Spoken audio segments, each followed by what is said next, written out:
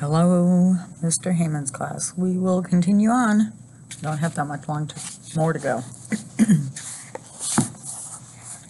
She'd been using the back exit ever since those mean men chased her and James. But today, that meant going through the crowds waiting for the haunted house. She wasn't in the mood for any of that, and it had been 4 days since they'd seen those men.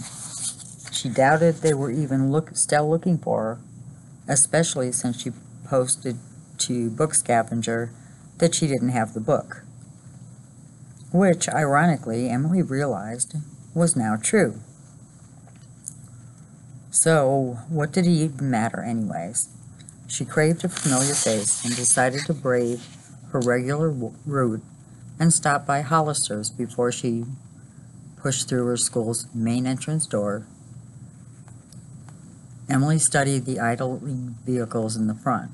No sign of the old tan car. The afternoon was hot and the sun was intense as she walked up the street.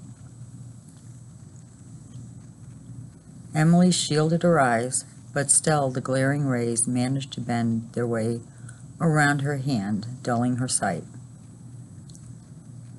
A metallic pounding grew louder as Emily approached Hollister's. She stepped over a thick hose draped across the sidewalk that ran from a truck parked at the curb to the inside of the building next to Hollister's. The hose appeared to be connected to whatever was making the drilling noise inside. Hollister's door was propped open. "Emily, who just moved here," Hollister shouted over the drilling when she entered. He stood at his counter wearing purple robes and a wizard hat topping off his dreads. He stepped out to close the shop door, which didn't totally silence the noise, but did make it bearable. "Today's been a game of pick your poison," Hollister said. "Suffer through that racket and work in an oven. That fan doesn't really cut it on a day like today." Hollister indicated a rotating fan that rattled in the corner. He returned to the book he had been wrapping in brown paper. "No sidekick today?" James had other plans. Emily shifted words around the magnetic poetry tray on his counter. Broken and cloud. "Ah. So what's new with you? You still enjoying Poe?" Poe. Mr. Quinlan was probably talking to Mr. Remora on the phone at this very second to let him know Emily had returned the gold bug. To Hollister she said, "I carry the Poe book you gave me everywhere." Hollister pulled a piece of twine from a spindle and attached to his counter, while Emily rearranged more magic words. "Hard fool magic." He held the paper folded around the book with one hand and the twine in the other, and took a pair of scissors lying near the book to the twine and then to Emily. "You mind?" he said, nodding towards the twine. "Oh, sure." Emily picked up the scissors and leaned across the counter to clip the twine. She watched him wind it around the book and tie a neat knot. Presentation always makes a difference, don't you think? He held the book up to Emily, twisting it to show its sides. "You're really good at that," Emily said, thinking of the book sculpture Bayside Press emblem he'd taken down about a week ago to make his window display. Halloween themed. Hollister pulled out a notebook from the shelf under his counter and flipped through the pages until he found the one he was looking for. He held the notepad out. "Can't read my own writing." Emily leaned forward. "It looks like 2634 octopus to me."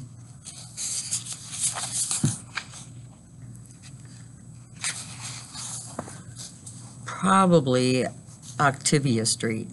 Hollister jotted down the address on a sticky note and placed it on the wrapped book.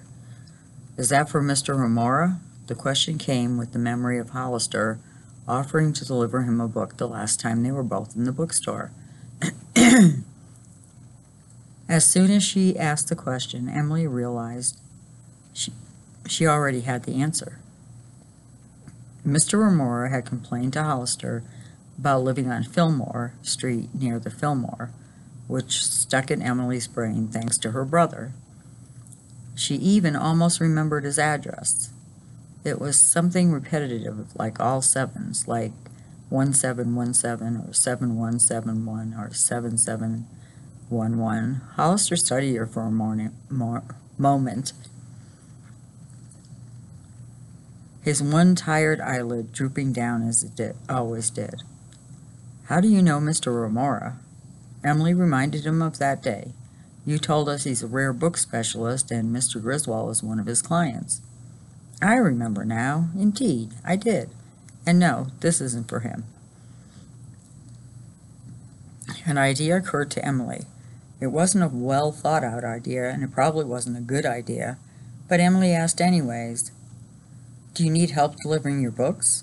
I could take that one you just wrapped, and if you have Mr. Remora's book ready, I could deliver that too." And then, maybe when she delivered Mr. Remora's book, she could tell him she was a student who found the gold bug and asked if she could borrow it back for a short period of time. Hollister adjusted his wizard hat. "Isn't that kind of you? Thank you, doll. But no, I cannot take you up on the offer, I'm afraid. Too young to be my employee, for one. And even if that weren't the case, I wouldn't feel comfortable sending you around the city on your own to run my errands. Maybe if it was you and James together, but even then—" Hollister shook his head, dreadlocks swishing across his purple robes. Hollister watched her push the magnetic words: salt, heart, wake. "You know, I appreciate my customers, and many of them are fine people, but not all book people are good people. Don't mistake the shared interest with shared ethics." He tapped his pointy cap. "There's some wizardy wisdom for you today." Hollister stepped away from the counter and fidgeted with the books on a nearby shelf, straightening some and pulling a title off one shelf and moving it to the row below. His words made Emily think about Hollister's former friendship with Mr. Griswold. Both were book people, both seemed like good people, and despite not having been friends for the past 30 years, Hollister had cared enough to dedicate his window display to Mr. Griswold in time of need. "Hollister, have you talked to Mr. Griswold since he's been in the hospital?" If her question surprised him, Hollister didn't show it. "I don't believe he's in a conversational state," is all he said, but the lines of his face sagged. "There are people on Book Scavenger website gossiping about him," Emily said. "They don't think he's going to survive the attack." Emily wasn't sure if that was something she should have said, but she'd been carrying that worry in the back of her mind, and voicing it to someone who knew Griswold helped. "I don't like thinking about that," he said. Hollister sighed. Negativity has never been a friend to anyone. "What was he like when you two were friends?" she asked. He finished his fussing and surveyed the store, almost like he was scanning the room for what task he could do next. Emily thought maybe he hadn't heard her, or was just going to ignore it because he didn't want to talk about Mr. Hollister. But then he said, "Gary was young, very creative, ambitious. We idolized the Beats." He looked at her, some of his dreadlocks swinging over his shoulder. "Do you know the Beats?" "My dad was a huge fan." Good taste. The person Gary and I looked up to most was Lawrence Ferlinghetti. When we opened this bookshop, we fancied ourselves like Lawrence and Peter Martin when they started City Lights. This bookstore used to be Mr. Griswold's too? She envisioned Mr. Griswold walking out from the back with a box of books to shelve, greeting customers as the chimes signaled their entrance. Was it possible to feel nostalgic for something you never experienced? This was before Bayside Press, of course.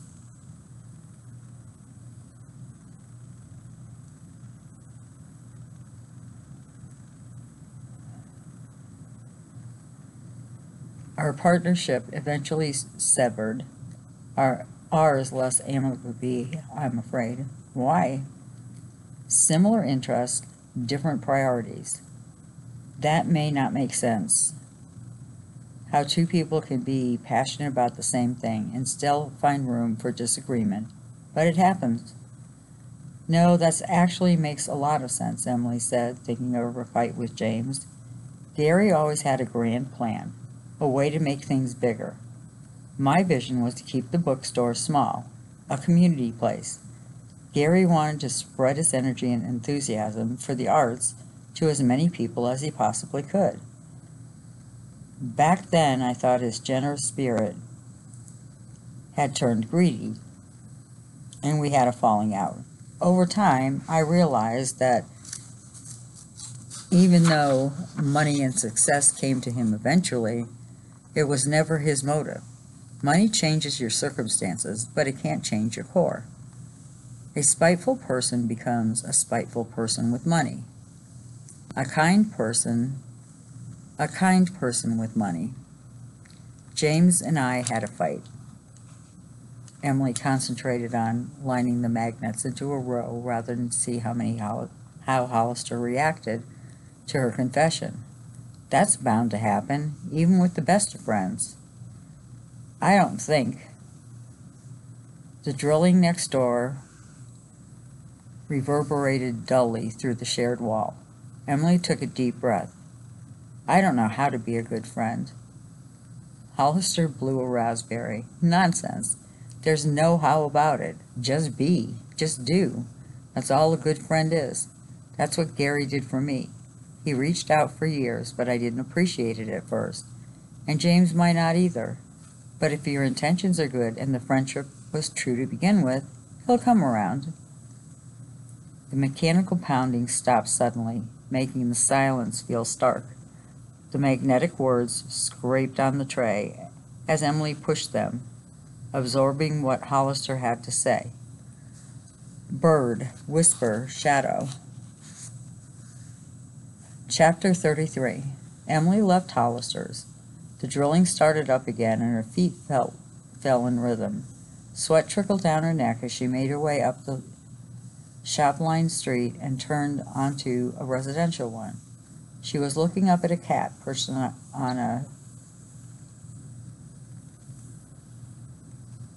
a bay window when a voice she didn't recognize said from behind, "Hello, Shirley Wombat."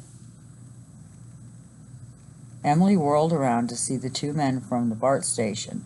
She stepped backwards uphill the steep slope, forcing her step to be a small one. "We're not here to hassle you," the tall man raised his hand. The short man stepped towards her, and Emily instinctively took another step uphill. "We want the book." "Clyde," the tall man snapped.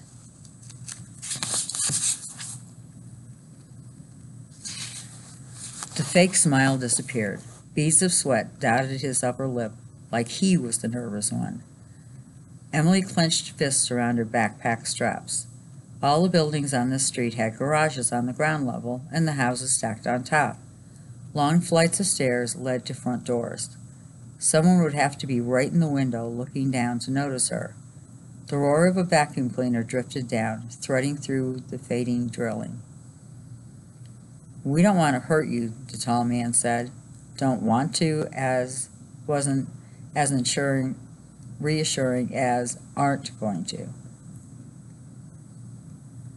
A car door slammed up the hill. Emily jerked to look behind her. Red rear lights of a car parked all the way at the top turned on. The car eased away from the curb, driving away. "The best thing to do is to give us the book. We know you have it."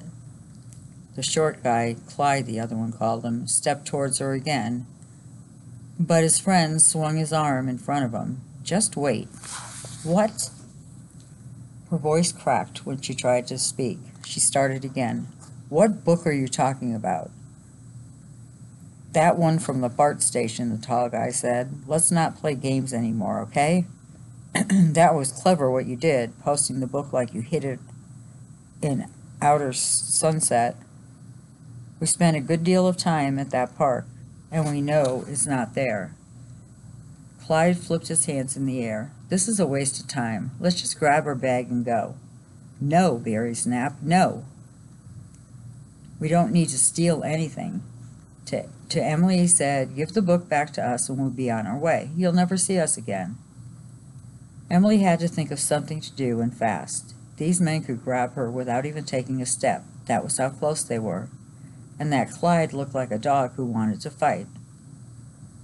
The problem was, she really didn't have the book. She could tell them that, but would they believe her after she'd already sent them clear across the city? And what would they do if they didn't believe her? She couldn't outrun them. Her only choice was to outsmart them. An idea came to her, but it would be risky. It would only work if these guys knew as little about Mr. Griswold's book as she hoped they did. Is it Poe? She asked. You know it is, the tall man said. A maroon cover? She swung her backpack to the front and tucked her chin to hide her nervous swallowing as she unzipped her bag. She took another step back and uphill. Any space she could create between them, the better. I was enjoying reading it, but if you need it that badly. Emily pulled out the collection of Poe's stories from Hollister's. The tall man accepted the book, holding it at arm's length to study the cover before Clyde grabbed it and flipped it open. Emily swallowed again and stepped back, sure her bluff was about to be called. Clyde turned to the gold bug, which she marked up as she compared it against Griswold's to find all the typos. She did her best to look indifferent and bored. You wrote in it. Clyde shook the book. I did, she said. You shouldn't write in books. It doesn't matter. His partner pulled him backwards by the hood of his sweatshirt. It's just a book. The two men turned, and Emily watched until they rounded the corner and disappeared completely. She watched a few more minutes, and when the men didn't return, she drew in a long inhale and exhaled slowly. 2 books lost in one day. Not a good day for a book scavenger. Emily stood on the landing of her building and stared at James's door.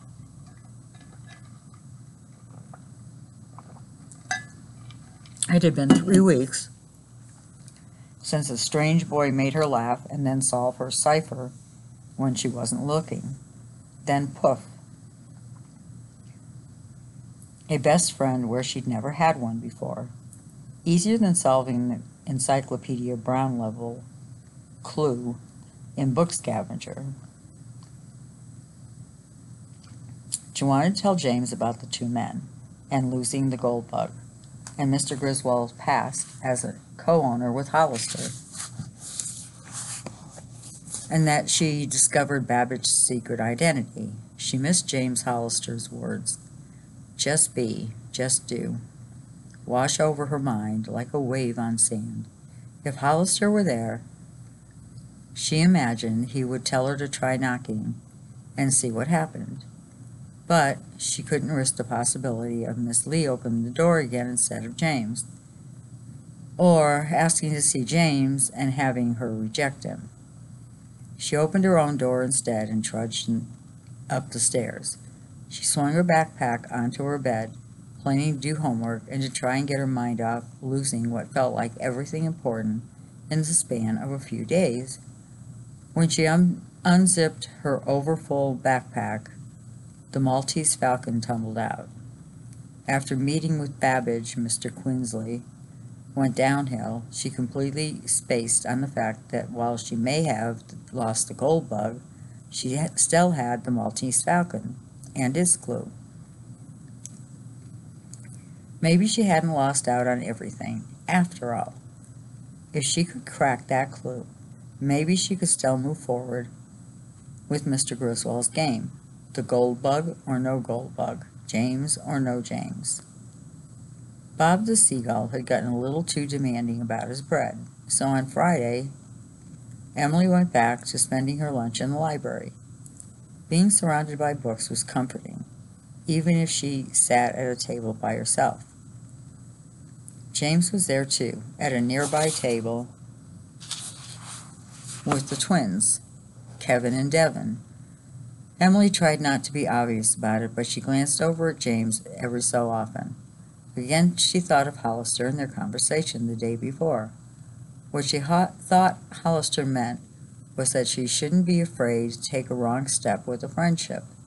Any step was a good one as long as you were trying to be a friend. But sitting there in the library with the low, bouncy seat beats of reggae music spilling from the librarian's office, and the hushed conversations broken up by an occasional rip of a loud laughter, Emily felt too much potential for wrong steps, despite what Hollister had said. One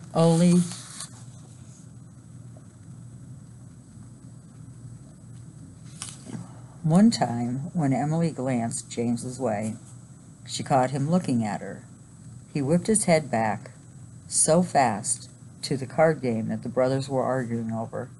Steve appeared to have momentarily laid down before bouncing back up. Shortly after that, James put his cards down, pushed it back from the table. Emily tried to look busy as she worked on the Maltese Falcon cipher. She was disappointed when James kept walking. He had been on his way to the bathroom. After that, she tried to work in earnest, and therefore she didn't hear James come back. "Pigpen," she heard his voice say from behind. She turned. What? He'd been studying her paper over her shoulder. He pointed. "Pigpen. You'll see it." And that's what it was. He walked away. Emily studied her work again. The original cipher was written at the top of the page. The paper was covered in her work trying to decode it, which looked like a bunch of unfinished hangman games, minus the hanging men. She had also written down Raven's hint: Charlie, Sally, Lucy. "Pigpen," Emily whispered to herself, and she realized what James had seen. The names were all characters of the Peanut comics. Charlie Brown, Sally, and Lucy. Pigpen was another character. But what did that have to do with the cipher itself? The solution was 6 letters long, and Pigpen was 6 letters. But that couldn't work because the 3rd and 5th letters were the same according to the cipher, and in Pigpen, those letters were G and E, not the same. But Pigpen had to mean something. Emily went to the computer bank. All the results on the first page had to do with the cartoon character. She scrolled down and saw a heading for searches related to Pigpen. And in the list underneath, the word code got her attention. Pigpen was the name of a cipher. She printed out a Pigpen key. Once she had a key, it took her only seconds to figure out the solution to the Maltese Falcon clue: Scarab. Chapter 34. Scarab. Scarab was a word Poe's narrator used in The Gold Bug. It meant beetle, like the glittering gold one on the cover, like the inky black one on the inside page.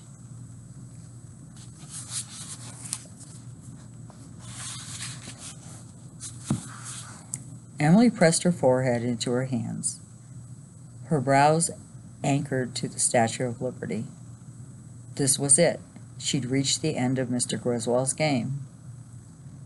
It was like working on a complicated jigsaw puzzle without knowing the final picture. Just as the pieces began to fall in place, you could almost make out the image. Someone would come along and swipe it all onto the floor, and then vacuum up the pieces for good measure. To choose to stop now would have been one thing. To have the power of choice taken from her made Emily feel insignificant and small. She raised her head and caught James studying her. They both looked away as if their eye contact burned. The bell rang. Emily started to pack up. She zipped her bag closed when James appeared next to her. "Did you get it? Pigpen?" "Oh," Emily looked down for a minute. "I did. Thanks for the hint." Even if James could tell that she was upset and asked about it, she wasn't sure she wanted to explain why. James had wanted her to stop playing the game, and Emily couldn't bear the possibility of someone telling her that being forced to stop was for the best. All James had said was, "I recognize the symbols from one of my cipher books. I was happy to help. Sometimes 2 beds are better than 1.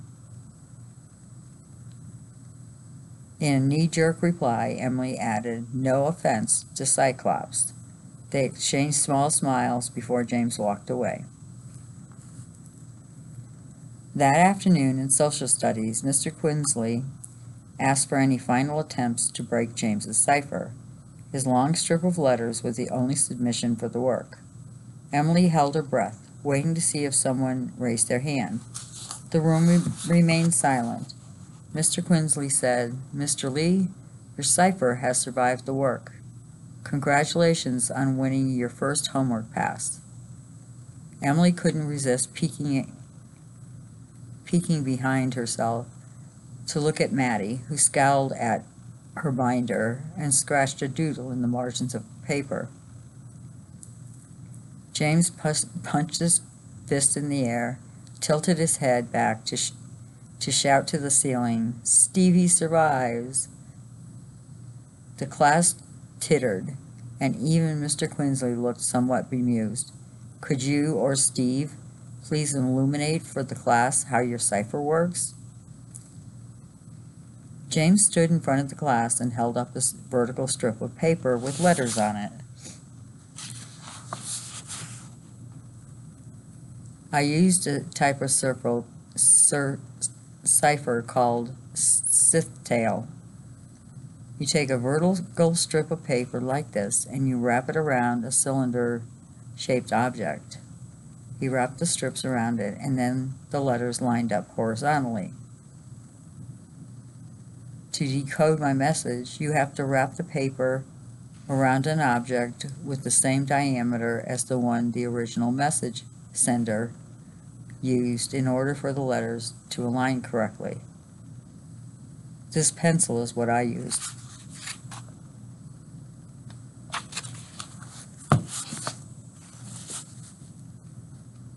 Okay, we'll stop there and continue tomorrow.